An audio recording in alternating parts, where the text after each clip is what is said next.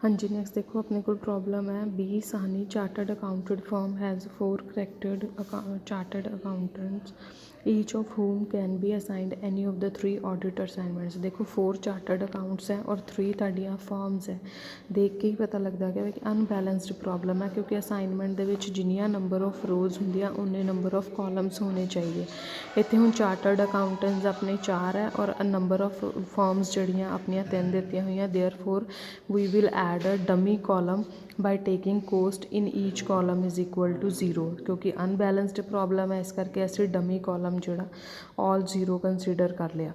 ठीक है, उस तो बाद ये हुण मैक्सीमम प्रॉफिट ਦੀ ਦਿੱਤੀ ਹੋਈ ਹੈ ਮੈਕਸੀਮਾਈਜੇਸ਼ਨ ਵਾਲੀ ਪ੍ਰੋਬਲਮ ਹੈ ਤਾਂ ਪਹਿਲਾਂ ਇਹਨੂੰ ਕਿੰਦੇ 'ਚ ਮਿਨੀਮਾਈਜੇਸ਼ਨ 'ਚ ਕਨਵਰਟ ਕਰਨਾ। ਉਹ ਕਿਸ ਤਰ੍ਹਾਂ ਕਰੀਦਾ, ਪੂਰੀ ਦੀ ਪੂਰੀ ਮੈਟ੍ਰਿਕਸ ਦੇ ਵਿੱਚ ਸਭ ਤੋਂ ਬੜੀ ਵੈਲਿਊ ਦੇਖ ਲਓ, ਸਭ ਤੋਂ ਬੜੀ ਇੱਥੇ ਕੀ ਹੈ 85।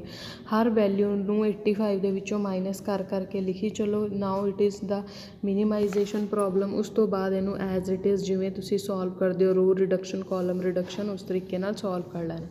ਸਮਟਾਈਮਜ਼ ਸੇਲਸ ਔਰ ਰੈਵਨਿਊ ਦਿੱਤੇ ਹੁੰਦੇ ਆ ਤਾਂ ਤੁਸੀਂ ਪ੍ਰੋਫਿਟ 'ਚ ਪਹਿਲਾਂ ਕਨਵਰਟ ਕਰਨਾ bye subtracting sale revenue and production cost। sales revenue चो corresponding production cost वाली माइनस करी जानी जिवें 65 minus 33 85 minus 45 83 minus 42 49 minus 27 59 minus 30।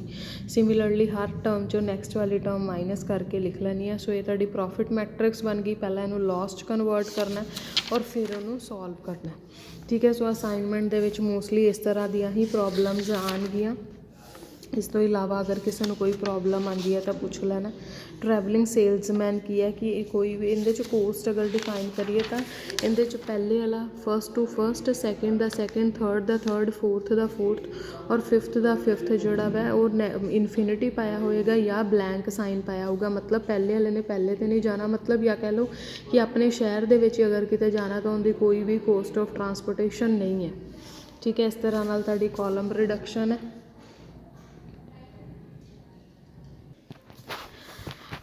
Next देखो अपने को है डिसीजन थ्योरी। डिसीजन थ्योरी जो है decision theory in any expect refers to the selection of the best और फेवरेबल इवेंट। देखो नाम तो ही क्लीयर है कि इहदे विच असीं डिसीजन लैना है। सपोज करो तुहाडे कोल एक शॉप चल रही है और शॉप दे विच तुसीं कोई फेमस पाव भाजी शॉप है तुहाडी। ठीक है, उनदे विच तुसीं डिसाइड किस तरह करोगे कि किन्नियां डेली प्लेट्स जिहड़ियां तुसीं अपनियां तैयार करके रखोगे ताकि जिन्ने भी कस्टमर्स आन वो सारे सैटिस्फाई हो सकन और वेस्ट मटीरियल भी तुहाडे कोल राती कुछ भी बाकी ना बचे जिहदे नाल तुहानूं कोई नुकसान ना होए। So decision in any expect refers to the selection of the best और favourable act out of the several alternatives available. Options बहुत सारे होंगे बट तुसी डिसीजन किंदे लिए लेना है जो बेस्ट है, जो तुहानूं मैक्सिमम प्रॉफिट दे सके। In earlier days decisions were made mainly on the personal judgement. ठीक है, so now meaning of decision theory. Decision making process is characterised by adoption of systematic logical and thoroughgoing reasoning to understand the problem and then finding out the best possible decision through the process of observation investigation and experimentation। वो कहते अगे की है individually हुंदा सी कि हाँ 2-3 हफ्ते experience किया और उस तो बाद कोई भी डिसीजन ले लिया। नाउ अ डेज की है कि तुसी सारी प्रॉब्लम नू थोरोली स्टडी करते हो सिस्टमैटिकली लॉजिकली जो रीजनिंग होंगी है किंदे करके घट रहा बिजनेस या किंदे करके ज़्यादा हो रहा और इनू प्रॉफिट नू हम मैक्सीमाइज़ करने के लिए तुहानूं की डिसीजन लेने चाहिए। ऑबजरवेशन इन्वैस्टिगेशन और एक्सपैरीमेंटेशन प्रॉपर सब कुछ चलता है दैन डिसीजन लिता जाता। कोई भी आउट ऑफ द इमोशन या कोई भी स्ट्रिक्ट रूल्स जोड़े वो फॉलो नहीं किए जाते। नैक्सट है stages of decision making theory. Stages of decision making theory सब तो पहला की है identification of the problem in the real sense. Next है alternative course of action. Next है आइडेंटिफाई द फ्यूचर इवेंट्स। ठीक है, constructing a payoff table and then selecting the optimum decision criteria. Sometimes paper दे विच भी आ जाता है कि डिफाइन द स्टैप्स और stages of decision making theory. ठीक है, डिसीजन मेकिंग थ्योरी दे विच होर नैक्सट आ जाता in each of these decision making problem there are some common components. First है एक्ट्स और कोर्स ऑफ एक्शन। ठीक है। Decision problem deals with the selection of a single act from a set of alternative acts.